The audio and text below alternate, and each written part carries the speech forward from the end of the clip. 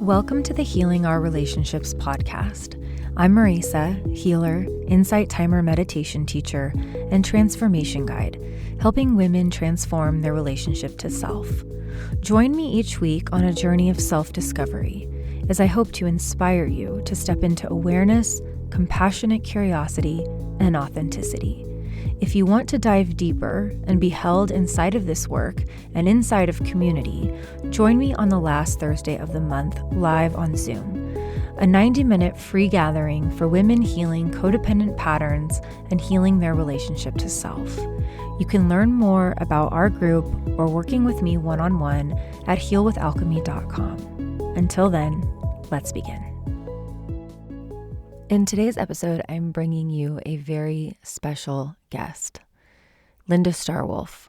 She is the author of 13 books, the founder of Venus Rising Association for Transformation, and the creator of Shamanic Breathwork. For over the last 4 decades, she has been a shamanic visionary teacher and guide to thousands of people. Her own personal journey inside of addictions and codependency recovery has shaped so much of the medicine that she shares today. It is her lifelong passion and sacred purpose to support personal transformation and to raise planetary consciousness of love and wisdom, as she will say, one breath at a time. She has been an integral part of my journey, and I am so excited to share this very sacred and special interview with you today. Linda Starwolf, thank you so much for being here. I'm so grateful to have you. I'm so happy to be here with you. Thank you for the invitation. Yeah. And I was telling Starwolf I would love to paint a picture for you listeners, a little story about the first time I met Linda Starwolf. And I want to do this because I think it will give you a deeper sense of the gratitude, love, and appreciation and wisdom of this woman and just the profound impact that she's had on my life. So I will begin in the tiny town of Sedona. I was there, I think it might have been 2019. So this was before COVID. I had discovered the book, The Four Agreements by Don Miguel Ruiz, which everyone knows already, was this huge initiation for me into really awakening from the pain and the suffering and the stories in my head and having this awareness that maybe my life didn't have to be this way. Maybe this self-hate and loathing and insecurity, and at the time, codependency, which I did not have a word for yet, was really ruling my reality. And I was at Gathering of the Shamans to see them. And it's this huge conference. I mean, there has to be maybe like at least like how many hundreds of people do you think register for that? It's a lot. It It's a fills up lot. it fills up the ballroom there. So Yeah, it's yeah. a big energy, and they have really amazing teachers who are all like you, authors and experts in your field. So there's typically like like 7 teachers, and I was there to see the Ruiz family, and I really didn't know anyone else on the panel except for maybe Heather Ashamara, who is one of Don Miguel's apprentices and teacher in her own right. But I was sitting there, and it's really cool because I don't know if they do this now, but at that time, each of the teachers got on stage by themselves. So it wasn't Hmm. like a panel, but you all got on stage by yourself. You shared about who you were. So all the teachers were coming up and sharing. And suddenly I hear this drumming, this boom, boom, boom, boom. And I'm like, where's this drumming come from? And I like look in the back, and there's this like really cute young guy with long hair behind the sound system. And he's looking over, and I'm like, who's he looking at? And I'm hearing this boom, boom. And suddenly I see this beautiful goddess of a woman with this blonde hair in her drum with this painted wolf on it, and just boom, boom, boom, boom. And the whole place just got very quiet. And everyone just kind of dropped, I feel like, not only deeper into themselves, but just really drawn into the powerful energy that is you. Mm. And the drum was beating, and I see you, and you come up and you get on stage. And for such a petite, small woman, holds such a fierce energy, but it was also this energy of love. It was like I could feel from you that you were there for us. Like Hmm. I did not experience ego, or like it was just like this really intense, and seeing a woman embodied for me, first of all, is not what I was raised around. So seeing you just, I mean, I was already kind of blown away and curious. And then you started sharing, and not like sharing about what you were there to do, but you went immediately deep into vulnerability of your story. I mean, I think you actually began by speaking about your addiction recovery.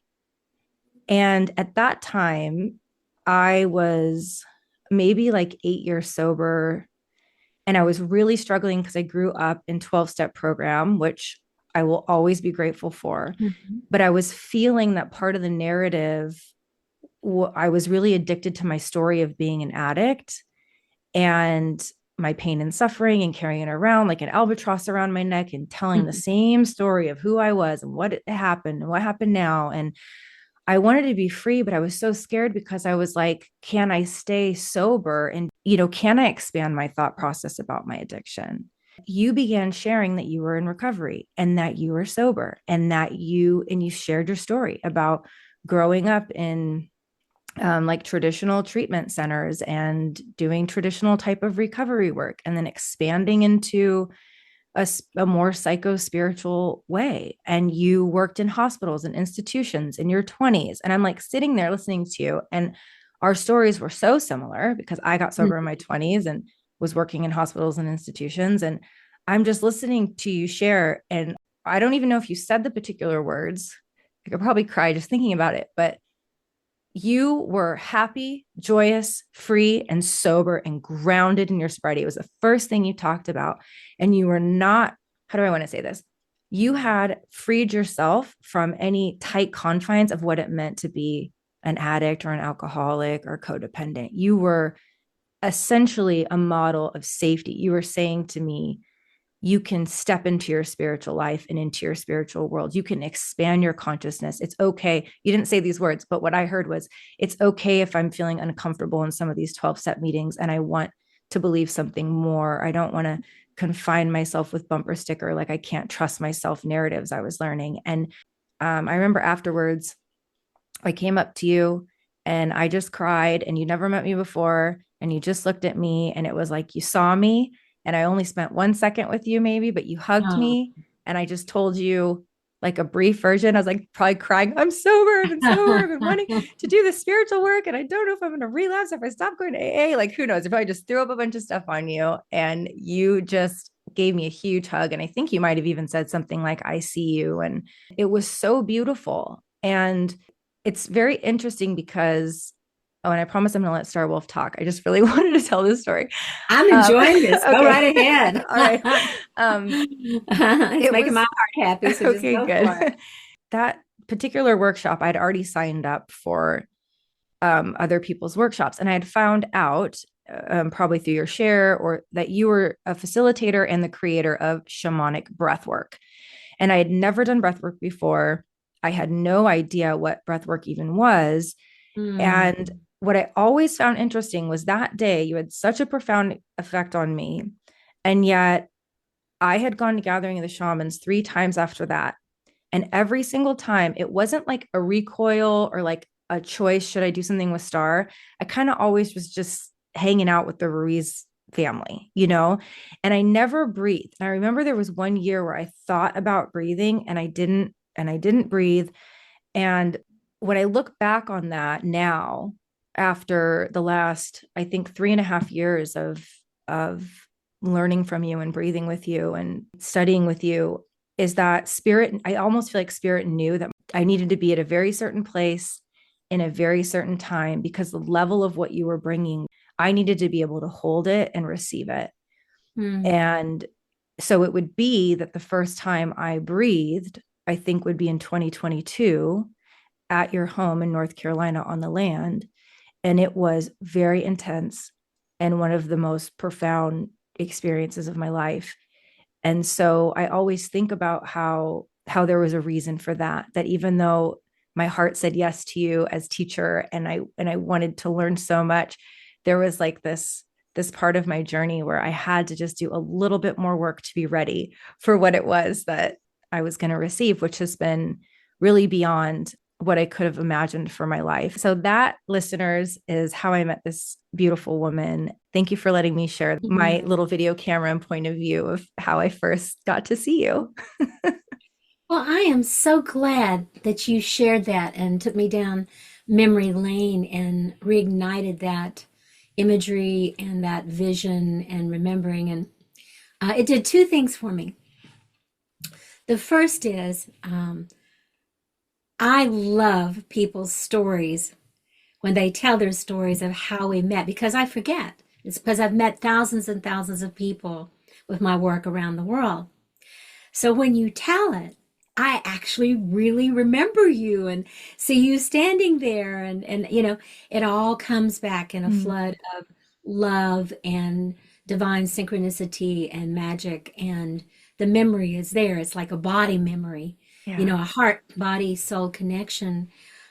So people always say to me, "How do you remember?" And I'm like, I don't know. It's just when you make superficial relationships, oftentimes they'll kind of pass and you can't remember. But when you open yourself up the way I do and the way you do, we make these connections. And even if we never even saw that person again, there's a way in which we carry a part of them within us. Our molecules exchange, our breath exchanges, the recognition. Now, the second part to that, that I really want to say that I really enjoyed was hearing how you didn't immediately jump in bed with me. You had your own thing going on with the Ruizes and this and that, and you still do your family with them. But that there was a timing that had to happen where you were truly ready to dive into the powerful ceremony of shamanic breathwork. And quite frankly, even at Gathering of the Shaman, even though I do a little now, Randy almost always has me do a little bit of breathing for the whole audience for a few minutes, 5 or 10 or 15 minutes at the beginning, or sometimes at the end. So people get a little taste of that. People come up and go, "Oh my God, I just had the most amazing experience in my life." And it's been like 15 minutes. And I'm like, wow, this is so potent. And then I'll think, when I get home, I need to breathe. I need a breath work myself. But the other part of that is that even when we have our 3 hours or whatever, we go very deep in a very short period of time. You know that when we do breath work, so here we're usually doing it at least in a minimum of a weekend, usually a whole week or 2 weeks for when we're doing our training programs. And we're very, very careful about this work. And this is trademarked work. And we're affiliated with associations that we're accredited with and that have our backs to support the work and internationally around the world. So Venus Rising and Shamanic Breathwork has really risen up from a dream and a vision in my early or middle 30s to now, and I'll be Yeah. 73 this year. So we're one of the forefront of breathworks out there. There's Stan Grof's holotropic breath work. There's Jackie Small's integrative breath work. There's Leonard Orr's rebirthing. He was really before them even, and then there's a handful of others. But shamanic breath work is one of the oldest forms of more modern day, other than yogis and things like that, breath work for the masses, not just for, the awakened ones or whatever, but for Mhm. those who are awakening. So it's been around for a long time now, and it just keeps getting more potent, and more people are stepping in, like yourself, to do this work in the world. So it's not just me or Venus Rising or my team, it's gone all around the world. But here's the last thing that I wanted to share with you before we move to the next thing. When I met Jacqueline Small, who just turned 90, who's my breathwork teacher, and I learned from Groff, I've studied with him, I've learned from Leonard. Leonard was a dear friend of mine, but Jacqueline stole my heart. She's just turned 90. She's still foxy as ever, still sassy as ever, and has a great mind and is one of the Yeah. clearest channels ever. I believe she is the clearest channel I've ever known for spirit and for transmissions She'd come in, never knowing what she was saying. That's how she taught me to trust to do that Mm-hmm. and open up and let it come. So I met her at a conference when I was 28 years old. And it was an addictions conference because I was working in the field of mental health and addictions like you at a very early age, hospitals and treatment programs. And I was not sober. I was a social worker. I was a therapist who drank too much at night in the privacy of my home because I deserved to.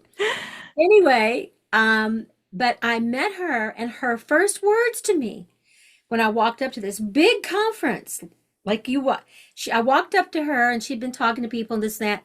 She held her arms out and I fell into them and she hugged me. I had my little name tag, Linda Piscatelli at the time. She says, "Welcome home, Linda. Mm, Welcome home, kindred spirit." And I burst into tears. yeah. She said, "Come up to my room when this is over." I almost peed on myself. I went up to her room. I sat there. They had an open house. All these people were running around, all these famous people that were at the conference, and me sitting on the couch next to her. And they kept coming up to talk to her, and she'd shoo them away. And then she would talk to me. And she had me there for at least an hour. She looked me right in the eyes, knowing nothing about me.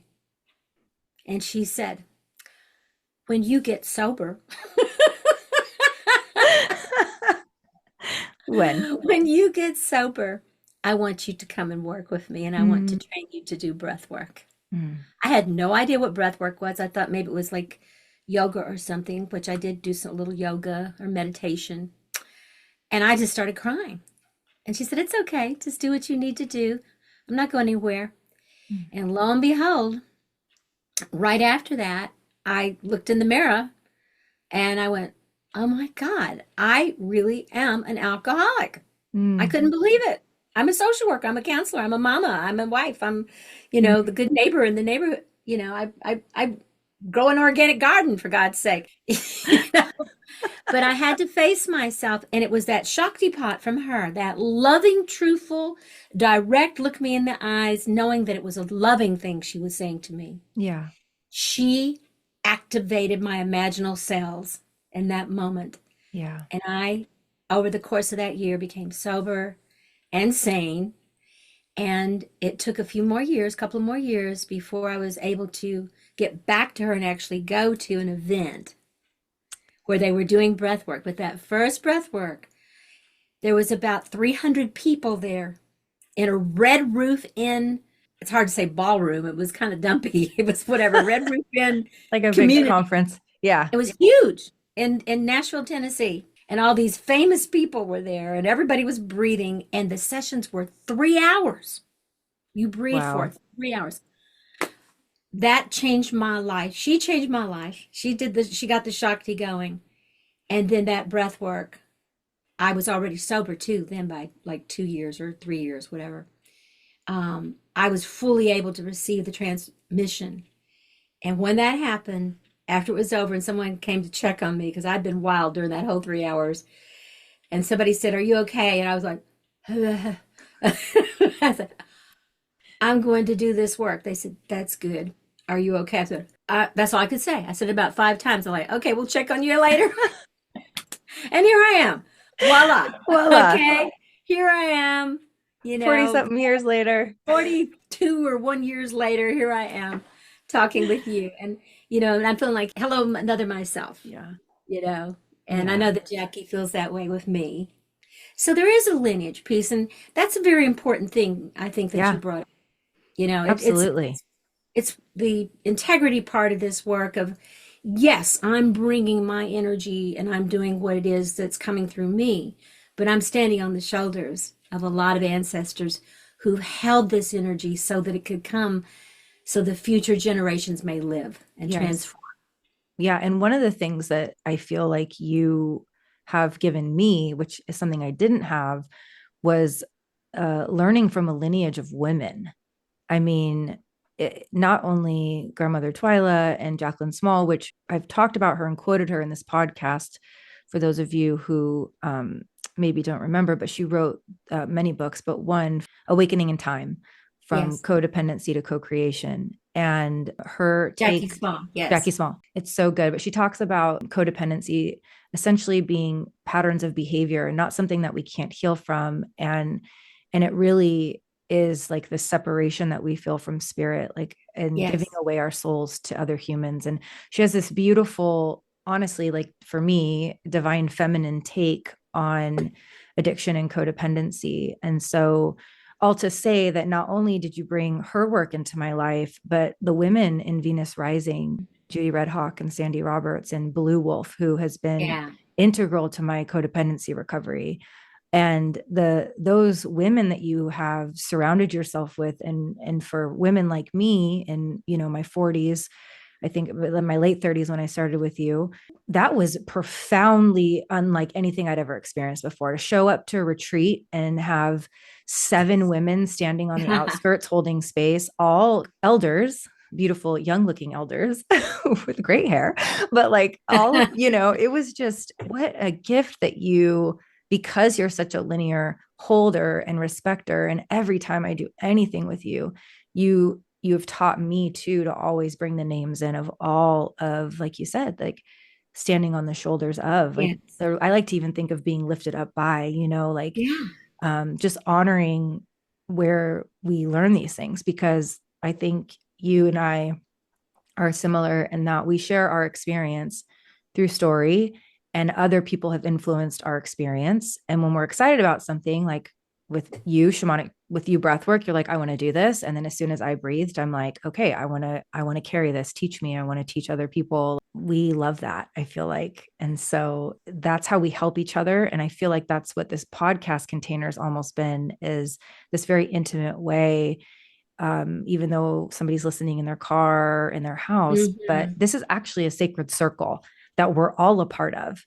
It's so much more women helping women come home to themselves and find their power and step into a place of love and reverence. And you have been the ultimate guide and teacher in showing people vulnerability and being in your authenticity, which is what we talk about all the time. And you really walk the talk.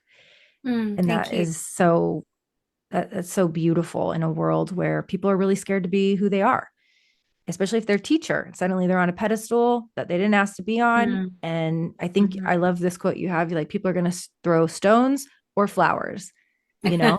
So stand up They're there and both be about the yourself. same, really, actually, Yeah. because Yeah. both of them are projections. Sure. I just did the last episode I on prefer, I projections. prefer, I'll Yeah. take I stones love if it. they're crystals. Otherwise, the flowers are fine. There's a couple of Chocolate. things yeah, chocolate too, definitely. There's a couple of things you brought up here that I want to come back to Jacqueline, um, because although these other people were fabulous breathwork teachers, they were not therapists. Stan was a psychiatrist, and Leonard was a bona fide guru. I mean, he went off and sat in a cave for 3 months with yogis that were in samadhi states, and with Babaji and all that kind of thing. He told me, he said, Babaji is Shamanic Breathwork's great great great grandfather. I'm like, whoa, I had no idea. And I admired these men. And what I loved about working with the feminine, and I love the masculine. I've always had a really healthy relationship with the masculine, and I'm very fortunate because a lot Yeah. of women haven't. Yeah. But that's probably because I carry a lot of not only feminine, but I carry a lot of yang energy as well. I'm a Sag, Yeah. you know, more of a Sekhmet sort of energy.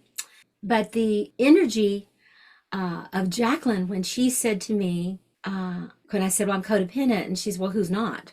Mm. Like that. She said, it's epidemic, it's pandemic, and it's around the world, and and it's men and women and all the genders in between. But primarily, women have the longest history of being codependent because of the fall of the feminine, Right. and the only way to survive was to serve the patriarchy, Yeah.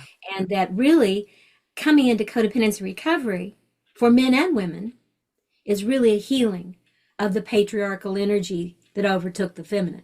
Mm. So the codependency is really welcoming back into all genders the divine feminine, the intuitive, empathetic part of ourselves that everyone possesses. So she said also that, so it's from codependency to co-creation. That when men, women, everybody have the ability to stop living their life codependently for others who have never even usually asked you, except maybe your parents, Right. unconsciously, who never even ask you to take on their lives instead of your own. But when you are living in codependency, you're not creative. You're replicating what you think other people things want from you. Yeah. When you move into recovering, which is soul retrieval, parts of yourself that you were born with, and extract and release the attachments and addictions that you've taken on and release them to your higher power, you are then given by great mystery, the elemental world, your helpers and guides, all the support you need to become a co-creator with God. God is all there is. So the real, if you will, reward of codependence recovery is that you become a co-creator with your higher power. And there's nothing that will really stop you except yourself. Because the creator, if we're its children, it would like for us to grow up and Yeah. be adults of God instead of children of God. Because children weren't meant to run the world. They poke each other in the eyes, they throw rocks at each other, they, ah! That's what we have ruling the world is immature children. Yeah. Grown-ups of God, if you will, adults of God, God is all that is, great mystery, have done or are doing ongoing the work of what it really means to be a fully realized human being. And that was the core teaching of Jackie's work, is that codependency held within it all addictions, food, drugs, sex, alcohol, that all of those were ways of not being yourself, Right. being inauthentic. And that to go from codependency that's holding all those addictions and be brave enough and surrender to become a co-creator with your higher power is a humbling place, but it's also stepping into your majesty, which you were here to bring. Yeah. Well, that rocked my world. It blew me out of the water. It took it because I was working addictions, and this took me to a whole nother level. So Right. obviously, I wasn't able to work in the addictions world much longer, even though it was doing good work. At least it was happening in the world. But that's when I broke out on my own to open my own practice, and I still kept my addictions license for a very long time. Just a few years ago, I let it go. But I thought because I'd stepped into a realm where I really just didn't need it. I was operating as a shamanic minister, shamanic breathwork facilitator, the teacher, writer. It's like I just didn't need it anymore. And I'm not saying that you shouldn't have those things, but it just wasn't where I was. So Jacqueline's, her book, From Codependency to Co-Creation, is really saying stepping out of addiction and connecting with the creator, co-create, to Right. co-create with your higher power. Yeah. One of the reasons I'm so grateful for this conversation, and I think I mentioned this to you in the email that I sent you, I haven't brought in spiritual practices or healing practices. Of this journey that I've been taking all of you beautiful listeners on has really been creating a safe container of trust, right? Like, well, why do we listen to this woman, Marisa, who's not a codependency therapist? Like, I've been really nurturing, sharing vulnerably and what I've learned, and encouraging. And I haven't really spoken to the spiritual part of codependency that has been a huge part of my journey. And in the same way, it has been yours. And so often, I mean, we live in a world now where I think people are very expansive in thought around spirituality. Whereas for a long time, like growing up in a very rigid religion that was very fear based. And when I got sober, I was in a tiny house with 10 women, but they were always cycling in and out. Right. And I was supposed to be there for 90 days. I was like, I want to be here for 30. I'm moving to Portland. I'm going to be in a band. I'm 23 or 22 years old. Like all I know is I want to harm myself and I don't want to live anymore. And so I feel like this is the last resort, but okay, whatever. And at that point, I didn't have a relationship with the higher power that I grew up with, because that is a whole other story. But I was in this limbo place, right? With this concept of a love and all loving God, and if that existed. But when I was in treatment, they asked me to have a higher power. They basically said in the steps, this is going to be really hard if you don't have a higher power. And I had always had a beautiful relationship with who I would call God or Jesus, this archetype. I'd have all these visions, and we'd be walking down the streets of gold and having conversations. And I always felt connected. And it wasn't until I got in a youth group and I heard a different message. And I'm not speaking for all Christianity, please. This might not be your story, but my story is that I was told that I wasn't a child of God. I was the unworthy daughter of Eve. And suddenly my unconditionally loving God became this very scary man who was going to burn me in hell for all of eternity if I wasn't perfect, essentially. Like this was the Mm, narrative I was getting, at 7 or 8 years old. And it shattered my internal compass that knew and believed in something greater, that those visions and conversations and communications and that felt sense of something greater in the unseen was very real. But I struggled because I couldn't give myself permission to believe what I wanted, or else I was going to burn, for eternity. But anyway, rewinding, when I was in this treatment, I was watching the other women relapse. And the story and what I could see was they were in so much self-hate, so much pain, just as I was. And they really didn't feel loved by anything, and they could not love themselves. And I did not love myself. Maybe I loved myself. A part of me loved me enough to go into this treatment because I chose to be there. But there was this part of my body and soul and spirit that said, I need you to believe that there is something greater out there that loves you and wants something for your life and wants you to be alive and doesn't want you to suffer. You're not going to make it if you do not try. And that sent me the first 7 or 8 years of my sobriety were torture. I was trying to find every single spiritual practice I could outside of me to find a path.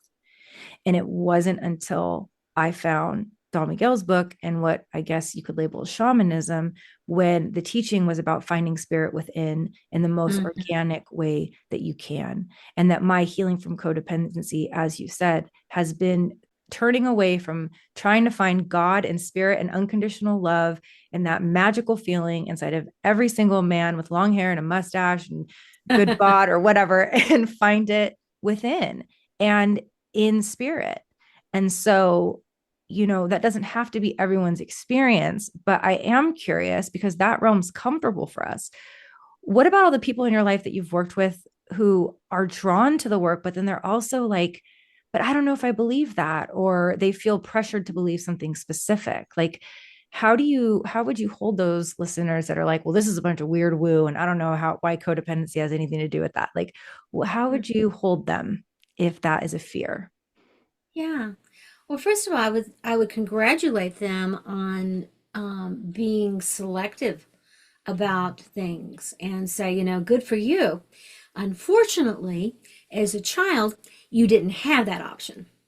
Whether your parents were atheist, or maybe you came from a single family or from a home or whatever, whether they were agnostic, whether they were Baptist, and or my dad went to the Christian church, my mom went to the Baptist church, and my grandmother was a mixture of um, Celtic witch and Jesus loving, fairy believing ETs.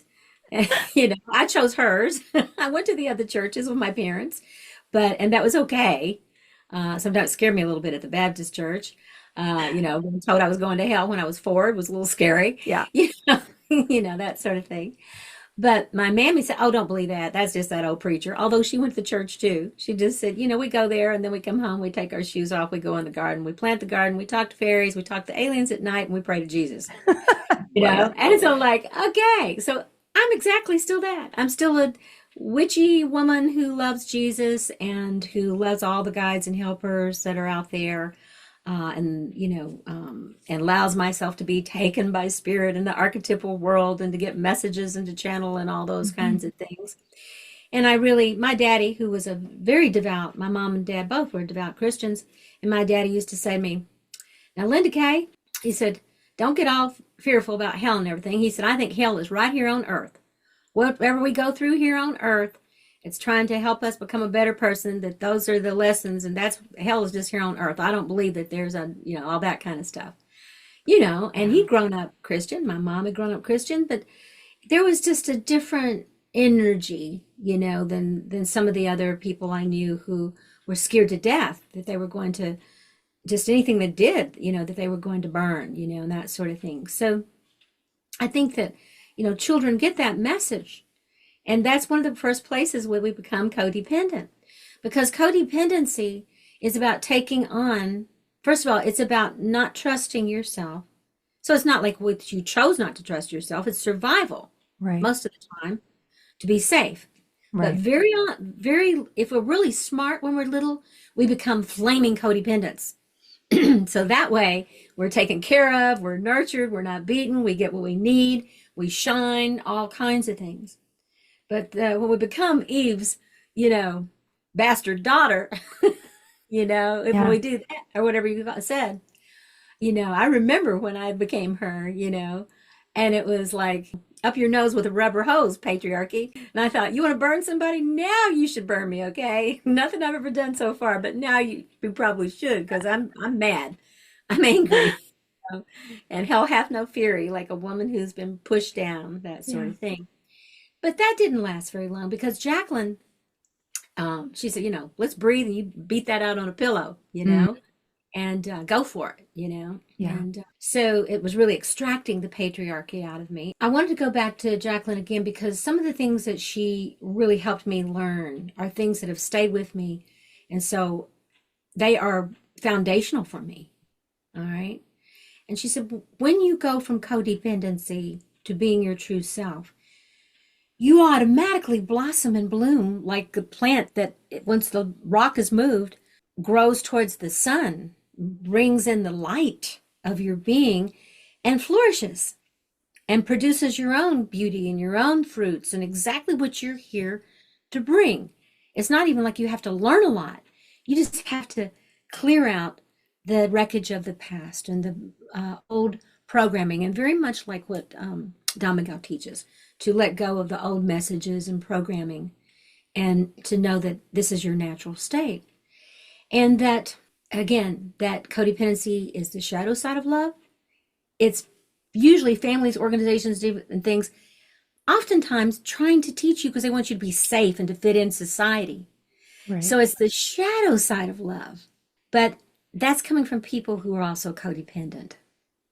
You can't Right. really blame them. Once you really, do beat them to death on the, figuratively on the pillow, you forgive them and say, Father, Mother, forgive them, for they know not what they've done. And it's up to us as adults of God, God is all that is, to become adults. And you still have your inner child. You take care of your own inner child. You don't look for other people to take care of it. Right. You look for other people who have grown up inner childs as well to play with and Hmm. to do things with and create. But you take responsibility for yourself Hmm. and for your direct relationship. When I want to feel God's presence, I go into nature, be it in the creek, under a tree, petting my dog, talking to butterflies, whatever. And I open myself and I just say, help. And you've heard me say this many times, I'm sure. Grandmother Twyla, she taught that there was a very small, short prayer that was the only one you ever really needed to say. Help! Thank you. Hmm. Help! Thank you. Help! Thank you. That help, your higher power, whatever loves us, already knows, just like the sun knows to shine on the plants, the water knows to come into the forest, all of those things. The earth knows it needs to break things down. We're covered. Okay. All we have to do is say help Yeah. and then pay attention. Pay attention. That was the other thing. There's only three things you have to do in life: pay attention, pay attention, pay attention. And with that, that help comes and you're able to see it and recognize it. You have to recognize it and pay attention. And it's given freely, And so I really want to encourage people to lighten up by deepening themselves, I love go that. deeper, and you will gain more light. The more the sun shines upon you, the deeper your roots will go, and the more you will bring forth your fruits, your offerings to the world. And that's what we're all here to do. We're all here to receive and to give back what we have received. Mm-hmm. Yeah, that's so beautiful. Thank you for sharing that. And it kind of brought me back to the memory of doing SHIP, which is your 2 week training. It's called Shamanic Healing Initiatory Process SHIP. And it was in SHIP that I hit my bottom with my codependency. Mm-hmm. And why I hit that bottom was because in these 2 week intensives, we are really coming to such an expanded consciousness because everything is beautifully curated for us to really be with ourselves, all parts, the lights and the shadow, especially the shadow. And you create this beautiful container for us where we are really deeply connected to all parts of us, not just the human, but our soul, spiritual part, our energy body that we know scientifically holds trauma. You created this way for me to be so deep with myself that what I realized was that I always tell this to my new sponsees that are like, oh, I don't believe in God or higher power. I'm like, that's fine. So it looks like right now your boyfriend's your higher power. So is that a true statement? Like your boyfriend is your higher power? Like your day revolves around what they think, feel, say, talk about you, you know? And then there's kind of a chuckle and a laugh and like, yeah, yeah, I do have a higher power. It's my partner, you know? And that's kind of what I had come to realize in SHIP. I'd known my whole life and through the Toltec teachings that I made the world my higher power, that I served the world. I shapeshifted for what I thought the world wanted me to be, my Mm-hmm. partner, other women, whoever. And coming into a place of healing codependency was me actually realizing that the world is not my higher power. And the greatest power really truly is love, which for Mm-hmm. me is God. If I boiled God down to one thing, it would be the energy of love. It would be this the synchronicities, the magic, the even the powerful, like look at this powerful conversation has because we both said yes to each other, right? And that to me is what I received from an embodied place, not just from my mind when I did that 2 week training. It was coming to this realization that I have been blocked from the light of love and the light of the spirit. And a big part of that deepening is in the way that what you teach during that 2 week training is a very specific teaching portion called family of origin. And Mm-hmm. it's where you really kind of touched on some of the things you just said. You really help us come to understand how our codependency manifested inside of our family of origin stories and dynamics. And that not all codependency, because a lot of people think, oh, it's anxious attachment, it's people who are really needy, but walling off, not being available for love, and learning about what projecting is on both sides, the anxious and the angry, like I really shifted my perception around my humanity and my relationship to self as a whole. And that the shadow that you were talking about, I'd love to do a whole episode with you on that. um, Let's do it. I had to really learn to embrace and love the parts of me that I was forcing down, forcing down, Mm-hmm. forcing down, that were manifesting. Part of our codependency recovery, I think, the simplest form of the truth. If you are like, well, I don't need spirit, I don't need this, I don't need that. There is a spirit and a divinity in you, a life force in you that you were born with before knowledge, before language, before domestication. Your life force sought to be held, loved, nourished, and connect. You didn't have to learn that. It's like an innate part, with the world. And I feel like there's this seeking of that love. And because of our domestication and because we sought from the outside, that returning to a place of wholeness by seeking within, and however we want to connect to spirit to do that, however we want to call it, whatever books we want to read. I can't imagine a world where I could have done the healing I could have done without a connection to the divine. I'm getting chills because I know I am divine. Like I'm a part of it in me, of me as me, just like Jesus. Like I just can't imagine it. And it really is Mhm. an embodied thing. And I think that shamanic breath work takes you from your ego to your soul, and It does. you feel that connection in ways that you never thought possible. It has to be a felt body experience. Otherwise, it's just in your head. So, it's like when you get the chills or you have this, you get hot and then you get cold and then you cry and there's a catharsis. It's very cathartic. The work we do. It doesn't mean that everybody that comes is super cathartic. Some are more cathartic than others. I won't mention any names. I'm very cathartic myself. I like to express, I'm like Madonna. I like to express myself. Being from Western Kentucky, it's like when they don't want you to express yourself in the public, it's like, I want to express myself. I wanted to give you just some, how in AA or in NA or any of the A's, Yep. Al-Anon, whatever, there's a little, One one-liners. liners. I love it that Jackie's language, that codependency is an honest mistake because we learned it from the people, places, and things around us when we were little, and we were trying to get love and to be good. And if we couldn't get it from being good, then we'd be bad. Right. And so, however, it's an honest mistake. Codependency is an honest mistake. That when we come out into recovery with codependency, we all of a sudden naturally become co-creators with God, with great mystery. We can't help but blossom and become who it is we really are when we stop being someone else that we're not. Yeah. Everybody else is already taken. Be yourself. But in order to discover that, it means you're going to need to become brave. You're going to need to ask for help. That's the biggest brave thing you're going to do. You're going to ask something you may not even believe in, or you're afraid to believe in, or you think it's mean. But to ask a loving higher power of your understanding or non-understanding, guides and helpers of any kinds, to help you. Right. And Grandmother Twyla would say, the way to pray is to say help 3 times. Help and thank you. Help and thank you. Help and thank you. 3 is the number of manifestation. That those are the only prayers you really ever have to say.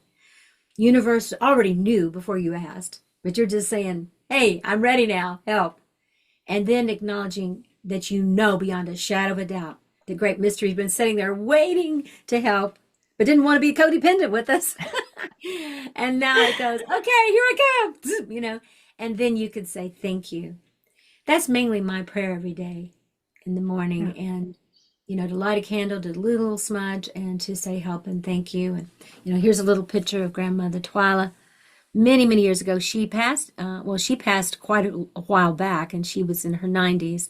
And here she is, probably in her maybe early 70s or whatever in this. And I know that I feel her inside of me. I hear her in my head. This is what happens, when you open up to these forces, that you begin to have spirit guides and helpers. It's not that they weren't there before, but we have resistance. When we open ourselves and have the humility to say, I need help, there's things and people and situations in the body here and now, but there's also on the other side of the veils those who really want to help and direct us if we'll just let them to. So we don't try not to have codependency. We acknowledge that everybody and everything has codependency, and that as we go along every day in our lives, we do our best to upgrade to being not codependent, but interdependent with everything in great spirits, great mysteries, creation, so that we too can become co-creators and begin to be grown-up children of God. That's so beautiful.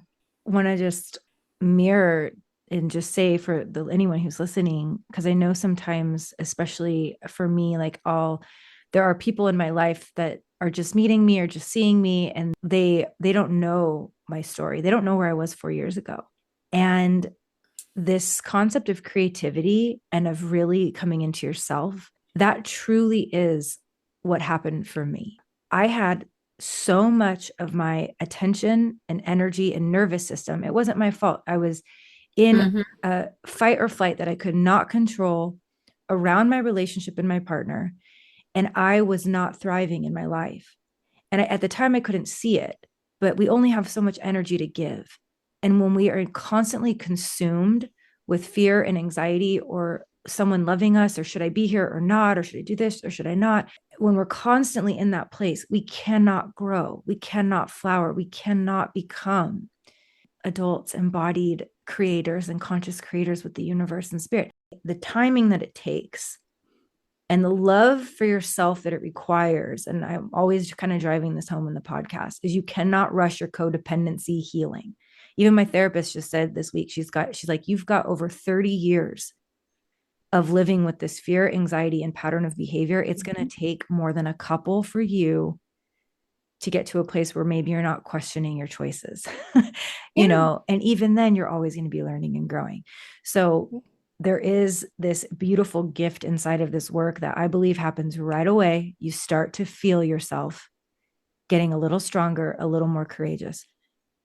But for me, and maybe you would agree with this, we cannot do this by ourselves. Mm. We weren't meant to. No. We weren't meant. Remember, where two or more are gathered, there you will find me. And that's true, been said in many different religions, spiritual paths. Where two or more are gathered, there you will find me. Yeah. There's a way in which the universe, like I said, if we were supposed to be alone, the creator would have only made one of us. We must need about 7 to 8 billion of us, or that we wouldn't be there. There wouldn't be that many people on the planet. Yeah. So I don't think anybody comes here by accident. Grandmother Twyla said it was definitely that you signed up and took the curriculum, stood in line, waited for your lottery ticket to go whoop, and end up here. That this was one of the planets in all the cosmos where people got to experience the opposites of love and anti-love or hate the Yeah. most, the duality, and that it was a sought after PhD program in love and forgiveness. Yeah, absolutely.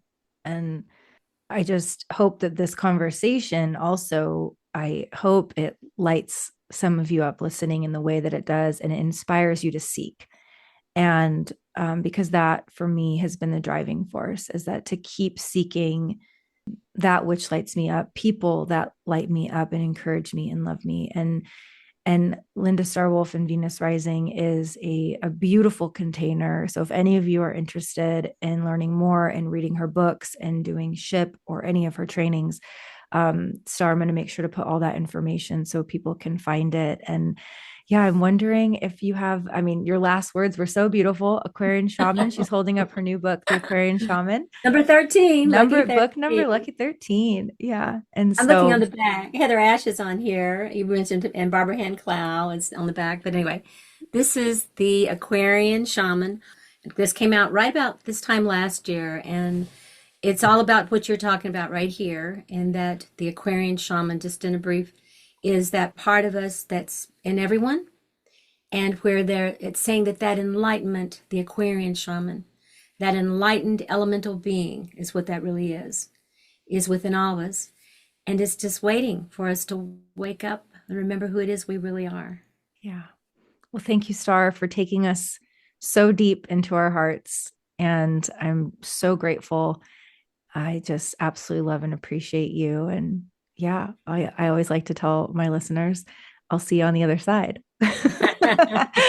which I get from you. Oh, and final thought, I need to let everybody know that in the beginning story, the very cute young man with the long blonde hair was your husband. That's right.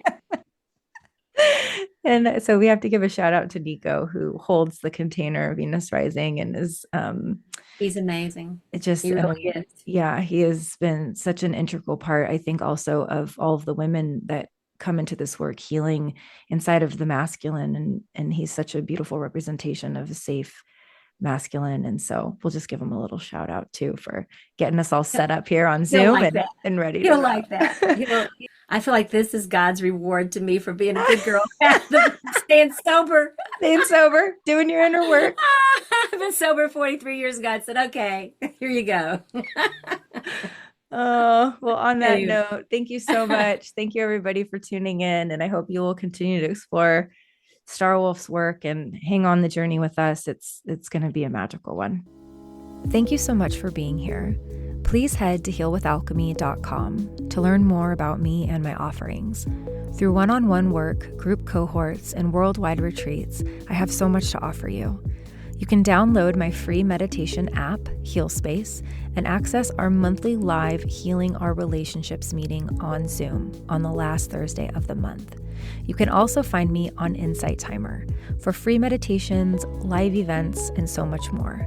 Thank you for your support, and please take some time to rate and review, and email me anytime to introduce yourself. I appreciate you, and I will see you on the other side.